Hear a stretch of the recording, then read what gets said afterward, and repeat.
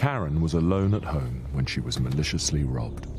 The thieves were in and out in moments but took more than £2,000. By the time she realized, both they and her money were long gone. All she can remember was responding to an email from what she thought was her bank, asking her to confirm her security details. That was all the invitation the criminals needed. You can't see cybercrime, but there are ways to avoid it. At Barclays, we'll never ask you to confirm your security details by email.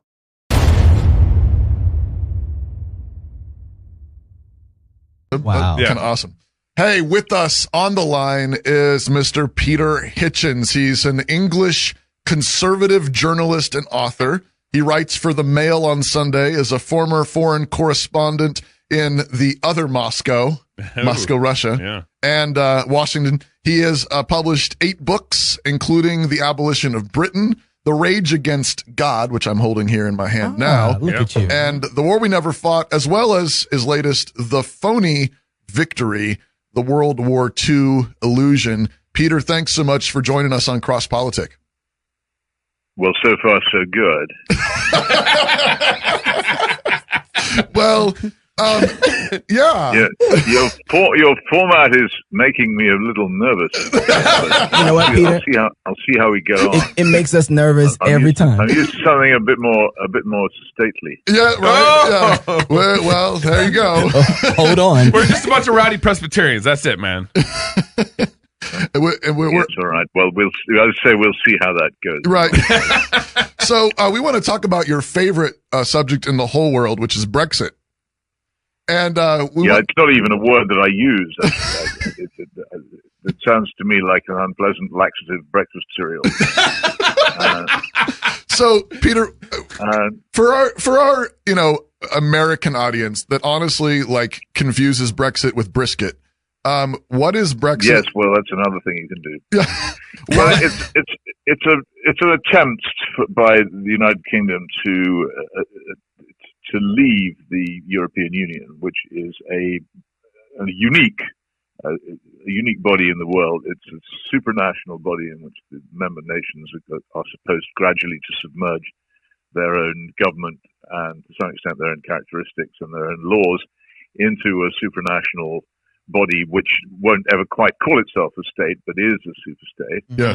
And the motivation of it is to try to manage the very considerable difficulties of the European continent, which have been evident a couple of times in the past 100 years or so, that it is, the Western Europe at least, is inevitably dominated by the enormous economic and political and cultural power of Germany, but other countries in Europe don't necessarily wish to be dominated in that fashion. Right. So it's an experiment in trying to manage that peacefully instead of violently, and in some ways it's been very successful. The problem with that is that Britain has always considered itself separate from the rest of Europe, and is, of course, physically separate, and therefore hasn't undergone a lot of the experiences either of occupation and invasion, or indeed subjection to despotic government that the rest of the continent has. So it simply doesn't feel the same way. And so when we joined the European Union back in 1972, it was sold to us rather dishonestly as an economic project rather than a political one. People who understood the thing knew it was a political project, but in general, a lot of people at the time believed it was really just a common market in which trade would be easier and we'd all be more prosperous. And when they found out as the years went by that it wasn't, they became more and more resentful. And then this coincided with two things: a great deal of discontent about economic decline and people's economic circumstances getting worse, and a great resentment over a very large-scale mass immigration, which has affected Britain over the past 20 years, which has caused, as it always does on such a scale, a fair amount of resentment, most particularly among the poor. And this wouldn't normally have had a political expression, because most of those who were most worried about it were those of our Labour Party, our theoretically left-wing major political party. And they wouldn't. The party loyalty is very tribal in Britain, and they wouldn't have broken from their party. But then we held a referendum, which is pretty much contrary to our constitution. And people were freed by that referendum from party and tribal loyalty, and many, many Labour voters voted to leave the European Union and found themselves in an unlikely alliance with quite a large number of Conservative voters who wanted to leave it for completely different reasons. And so we now end up in a country with two rival democratic mandates, one for a parliament which is still divided between Labour and Tory, right, and one for this referendum in which there is a definite, not particularly heavy, but a definite majority for leaving the EU. Well, the whole of our establishment is pretty much against doing that, and has been trying over the past 3 years to either slow it down or sabotage it in one way or another. And it's caused an immense amount of frustration and, of course, now constitutional wrangle, which is doing a great deal of damage to our politics and has already destroyed a huge number of political careers and two prime ministers. So it's been extraordinarily damaging. It was misconceived, in my view, from the start. I played no part in it. I didn't vote in the referendum myself, although I have long wanted to secede from the European Union. It wasn't the way I would have chosen to do it, and I predicted a constitutional crisis 3 years ago and have been having one of my few pleasures in life as I grow older, saying I told you so. Why didn't you vote for it 3 years ago? Why didn't I? Because I don't approve of referendums. I think the only country which holds plebiscites which are valid is Switzerland, where they have to be held by popular demand. And I think that even then, that's part of the Swiss constitution. People say that Britain doesn't have a constitution, which is not quite true. We do have one, but it's written down in different places rather than one. And it clearly gives sovereignty to the Crown in Parliament over any other force. And that's the way in which we've coped with universal suffrage democracy. Parliament has been the medium through which it has expressed itself. And if you have another expression of it competing with it in a country like ours, then you set up an absolutely unavoidable conflict which cannot be resolved. And it can't be. There is no resolution to it except conflict. And eventually there will have to be a compromise, which some of our members of Parliament will have to accept, because we simply can't go on in this limbo. But the compromise will probably mean that those who sign up to it will be punished, as people who sign unpopular peace treaties so often are. And I think it's just a very dangerous period in our national life, and I'm not at all sure how it will end. Now that we're here, are you for it? Are you for getting out, or? I'm for leaving, but not in this way. It seemed to me that the only way to do that was for a political party to arise which was committed to it, which would then win a general election with that as its program, and would be able to explain to itself and to others why it wanted to do it. Half the problem with leaving the European Union at the moment is that people aren't agreed on why to do it. There are some people who are just fanatical free traders who think the only important thing in life is trade. Amen. And who say, well, I don't agree with it, but they say it's very materialist, Reaganite, Thatcherite view, certainly not a Christian or conservative one. It's knowing the price of everything and the value of nothing.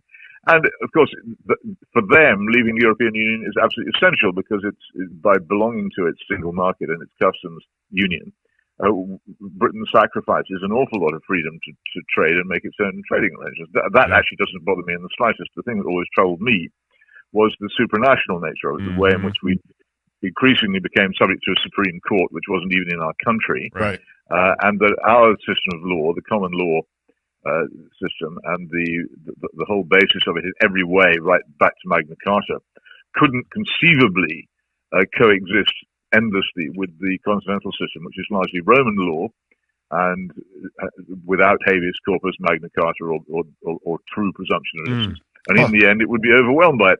And also, our Parliament simply ceased to be a sovereign body, which was a violation of our Constitution. And we ceased to be an independent country. That was what bothered me. But those things have sort of been pushed into the background by the free traders in recent months. So it seems like EU is to Great Britain what Great Britain is to America in 1776. No, if only it were that simple.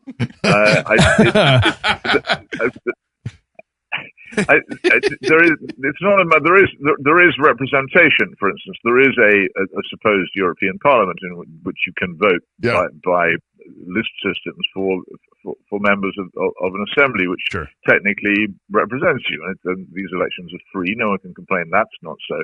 People who call it undemocratic are entirely missing the point. It is democratic in a way. It's just not democratic in a way that makes it very easy for people in a former sovereign country to exercise their will. The difficulty is your sovereignty goes, as soon as the total veto over every change, which countries used to have at an earlier stage, had gone, you just became subject to an external authority, which you can't remove. As I say, there's some democratic accountability in it, not as much as there's no such thing as an opposition in it, which to a British person is particularly worrying, because we've always had adversarial parliaments with strong oppositions, and the concept doesn't exist. So no, it isn't. It's the European Union is something entirely new. Nothing like it has ever existed before, and that's why a lot of people can't understand it or how it operates. Is it anything like? But oversimplifying it doesn't help. Sure. Is it so? Yeah, Gabe. Yeah, Gabe. Is there any? What about the parallel between the sort of federalism of the United States, where the states were originally envisioned to have a certain amount of sovereignty, and then this central federal government that played a particular role in keeping the union? Is there any parallels there? It's closer, particularly because of the way in which the federal government has gradually accrued more and more power, which it really oughtn't to have in the Constitution. But on the other hand, that was unconstitutional in the United States. In the European Union, in the original Rome Treaty, which set it up, the actual phrase is in the original French is l'union de plus en plus étroite, which is translated as ever closer union. The more literal translation is ever narrower, which doesn't sound quite so cozy. But this is written into it that there would be a political union which was closer and closer. And what's more, people who understood it recognized this from the start. There wasn't any doubt about it. So it's similar in operation, but it's not similar in intention. In intention, the European Union has always intended gradually to abolish the political distinctions between its member nations. And this is beautifully symbolized in the Schengen Agreement, under which many of the European continental countries have abandoned their borders. Now, it seems to me that a border, like an army and a currency, which is another thing people have abandoned, is not a symbol of national sovereignty. It's a fact of national sovereignty. If you don't have a border, then you aren't really a nation. But this is very heavily under. It's fascinating in large part. You can cross from France to Germany, from Spain to France, from Germany to the Czech Republic. No border control, nothing. It's astonishing. When you consider that in fact the setting up of borders was precisely what the Versailles Treaty of 1918 was about. It's rather interesting that we now live in a world where the removal of borders has become an ideal. So, Peter, help me. So, I think I'm getting this. I'm playing catch up. Forgive my American ignorance on this, but so it will remind me of the fact that I'm not explaining myself very No, you're doing absolutely. Actually, you're helping me out a lot. I've been doing some reading, and you've been in this short time helped me get a lot further than most of my reading and find out on YouTube. So it seems like that the UK people really have decided to leave the EU, but what it seems to be the kind of the friction right now is why and what and how it's actually going to happen. And so it seems like a big mess. You guys have decided to leave. Now the how is being worked out, and it. Right, but it's like starting with the instruments and then going to the weather. Yes, there has been a vote in which a majority, not a dramatic majority, it's about 52 to 48% are in favour of leaving. That's not overwhelming by any manner of means. And then you have to look at the other point. I don't know whether any of you have ever broken a leg or had a leg in plaster. But if you have, I'll tell you, I did it many years ago, but during the time your leg is in plaster, the muscles on that leg atrophy. Not using them. And it's astonishing when the plaster comes off, the thing which really makes you gasp is to see that all your muscles have wasted away. And this is what's happened to Britain in nearly 50 years of not exercising national sovereignty, not making its own trade arrangements, and indeed being economically dominated by another power. It simply doesn't have the muscles it had before. So suddenly to step out into the world as an independent economic and indeed political power without either the recent experience or the strength is not going to be terribly easy. Then you put into that the fact that there is a huge number of people who really, really don't want to leave. And so it seems to me that under those circumstances, an intelligent person would say, well, what we plainly need to do here is to have a compromise. We can't get all the way out. And even if we tried, it wouldn't work. And we have to respect the feelings of the huge number of our fellow citizens who don't feel the same way. But this is precisely the feeling which has simply not been reflected in our politics, which has become more and more divided between fanatical, let's get out now, and fanatical, let's cancel the whole referendum, hold it again, in the hope it has a different result, and go back on the whole process.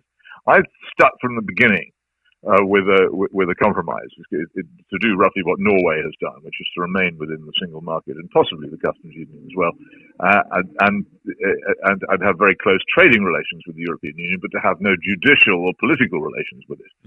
And that would seem to me to satisfy both sides. But I cannot, in the current political atmosphere, get anybody to listen to this extremely sensible idea. It's still fanatics to the left of me, fanatics to the right of me. And this is the really funny thing for me, is this, for many years, I thought I was the only person who cared about it. I and my friend Crystal Booker, who sadly died a few months ago, who wrote the book on the whole subject, had both for years and years and years been ardent secessionists on the grounds basically of constitution and law and independence. Okay. And suddenly we found ourselves surrounded on all sides by people who hadn't cared about it at all, or who had been in favor of staying 5 years ago, who are now absolutely passionate advocates of leaving. And I do find it astonishing, the number of people who really genuinely couldn't care less about it 10 years ago, who are now well to I suppose, the right of me on this. And who regard me as a traitor. It has done that thing which a real national division. I don't know whether we've had them. We had it over the Munich Agreement. We had it over the Suez Crisis, and the country really divides, and people stop talking to each other. Yeah. But I think you haven't done anything like it since the Civil War, when families are actually divided against each other. We're working on it, though. Yeah, the fanaticism. I think you may be. Yeah. The fanaticism is terrifying, and of course, fanaticism is hostile to reason. My view has been from the start that we would move from being half in to being half out. That was possible, and it will eventually, I think, be what happens. So but in between now and then, we have an awful lot of fanaticism and shouting to cope with. So speaking of shouting and fanaticism, is Boris Johnson your Donald Trump? Well, in a way, in that he rides a similar wave at the moment. He has enthusiasts who are as completely impervious to doubt about his virtue. That's a great way to put it. Beyond that, no, because Johnson, his name isn't actually Boris. Boris is a sort of spare name which he uses as a stage name. Okay. Has in fact done since he was at school. But it's an interesting fact about it. He's known to his friends and family as Al or Alexander. Okay. And Boris appeals to people who want to be matey with him and imagine that he's their friend in the way that people do with celebrities. It's a great stage name. He is not by any means he's not a Donald Trump. He's an intelligent, highly educated person who could probably hold this conversation in Latin. He reads. Right. He's had experience of life. He's lived abroad. He lives a life of far from blameless probity. It's very unlike the home life of our own dear Queen, leaving a trail of lovely women behind him, many of them holding babies. But he is wow. So he's not in his personal life in any way conservative, just like Trump. But he is, on the other hand, I'd say undoubtedly a cultured and intelligent person, which I would not, I'm afraid, say was the case of your current president. Yeah.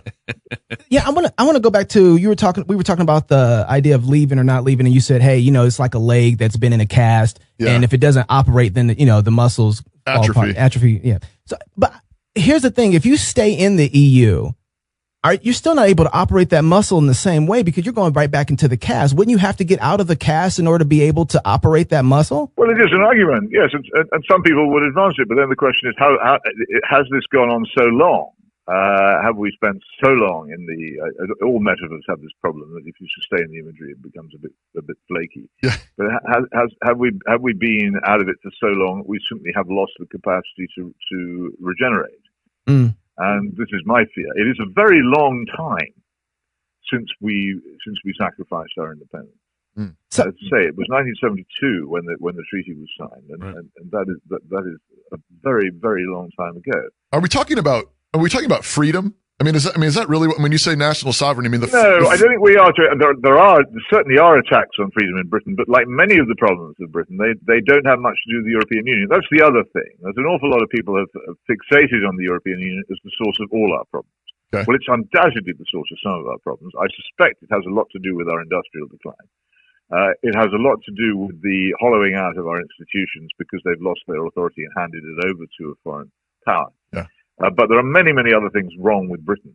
particularly our catastrophic education system and our very, very severe indebtedness as a country, and indeed our cultural and moral decline, which simply can't be blamed on the European Union. And one of the reasons for the enormous amount of mass immigration which took place, really, I suppose, in the late 1990s and early part of the 21st century, is that we have in our country a very large number of young people who are, we call them NEETs, not in education, employment, or training.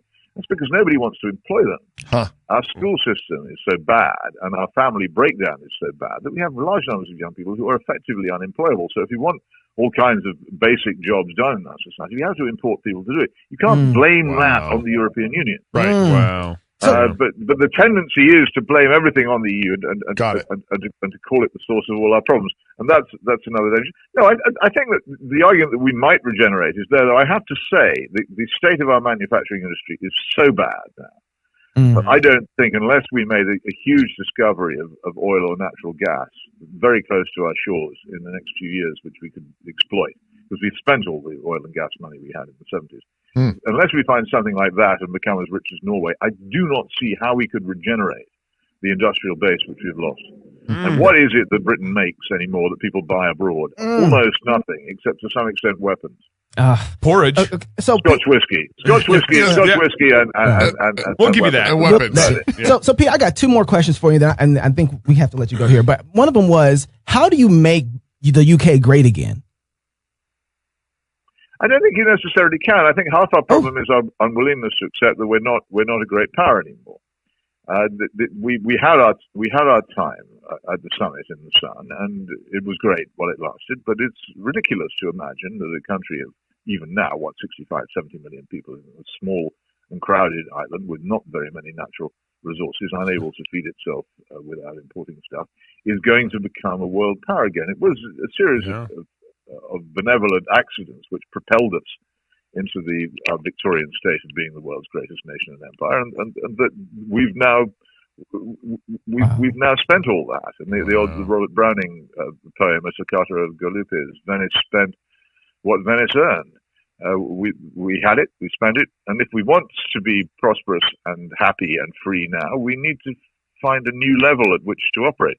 Myself, I prefer it not to be as a dependent country, but I don't think that we should pretend that we're still a major power or even actually a major economy, unless you count debt as being a significant part of the successful economy, in which case we're doing very well. Ouch. That's not the answer I wanted. I was hoping you were to be a little more hopeful and brighter outlook. But okay, that's no. I don't do that. All right. Don't shoot me or cuss me out for this last question. What, if anything, does this have to do with your friends across the pond here in America? Oh, a lot. The United States was from pretty much from the beginning very keen on having a single telephone number for Europe. And in fact, there are documents showing that the CIA actually got involved in the European movement early on, campaigning in European countries. We're sorry. For Europeans. Yeah, we're sorry. Yeah. Well, it's all right. I mean, I understand this impulse. It's just, I think, because the United States thinks it's so wonderful, it imagines everybody else wants to be the same. But there are two things wrong with it. One, of course, that it's not the United States. Secondly, that bringing together established nations with their own cultures and ways of doing things is much, much more complicated and difficult than bringing together 13 colonies. Yeah. And it is a wholly different character project. I don't think, though, the USA cared all that much about that. I think from its foreign policy point of view, it didn't want there to be another European war, which is damaging to everything. Sure. Not just being expensive in having to bring to an end by intervening, but also damaging economically and distressing to witness. So they thought, well, the best way to avoid it was this supranational body, and particularly for France and Germany, I think it generally works, and they seem happy with it. And I absolutely don't want to try and break that up or destroy it. I just think it works better if Britain is on the margins of it rather than in it. And there's no real benefit for Britain in being in it, though there are obviously trade and economic benefits of being on good terms with it. But that's a different question. What is the relationship between what does repentance and faith in Christ have to do with all these problems that Great Britain's going through right now? Well, directly, so often I find that modern politics is itself blasphemous, because in many ways people have placed onto the shoulders of politicians the cares and concerns which they used to place in the hands of God. And they expect far more of politics out of elections than it's reasonable to do so. Yeah. And I think the phrase satanic optimism, which I think comes from one of the 19th century popes, occurs to me here. This belief in endless material progress mediated by political success, which is itself a mistake. Another characteristic of the European Union, surprisingly given the Christian origin of many of its political figures, is that it is explicitly secular. Yeah. When attempts were made to put a Christian element into its constitution, they were specifically and energetically rejected. It is fundamentally secular. It's wholly wedded to the moral and social and sexual revolution, and very much on the side of it. And many of its directives are concerned with enforcing what it terms equality, which is, of course, not so much equality as the dethroning of the old Christian elements of the major European nations. So, to that extent, the Christian person looking at it has to be concerned that it is a secular thing, and it's a promotion of ideas which are dangerous to religious faith. But on the other hand, the person who dislikes war has to see some sense in the Franco-German pact, which is at the heart of it. But as I say, that's for them. It doesn't necessarily need to involve any other countries, and it certainly doesn't need to involve mine. Yeah. So why was the speaker yelling so much, and who was the lady in black? I don't know. I'm not sure which event you're. John Bercow does yell a bit. And actually, I quite like him. Yeah, me too. I don't know him that well, but I've spent an entire car journey with him, chatting to him, and he's not a fool, and also he has been valuable in maintaining the independence of Parliament from the executive, which is a vital part of our constitution. Sure. I defend him on that. But he is a bit of a performance artist. You might need that. And if you give someone access to a television camera, then this sort of thing you can expect. We should never have televised our Parliament. It was a grave mistake. It's done huge damage. When I first worked down at Westminster back in the 1980s, there was no television in Parliament.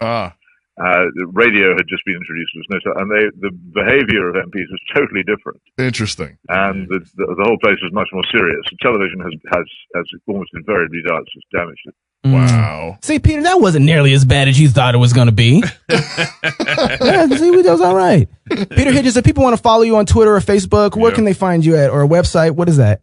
Well, because if you are a minor celebrity, it's quite hard to use your own name. And also because the name you think of has always also been got by somebody else. My Twitter handle is impossible.